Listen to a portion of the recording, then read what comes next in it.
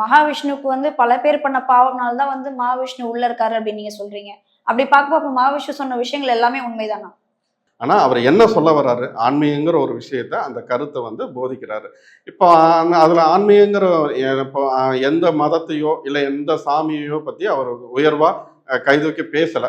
ஆன்மீகத்த தான் இங்க சொல்ல வர்றாங்க, போதிக்கிறாங்க. நம்மளோட மனம், உணர்ச்சிகள், நம்மளோட உடல் இது இது அனைத்தையும், இந்த சக்தி, எனர்ஜி எல்லாத்தையும் ஒருநிலைப்படுத்தி, உடம்பும் சரி, உள்ளமும் சரி, உணர்ச்சிகளும் சரி, இதெல்லாம் சீர்படுத்தி, செம்மைப்படுத்தி நம்ம போறதுக்கு வழிகாட்டுதல் தான் அந்த ஆன்மீகம்.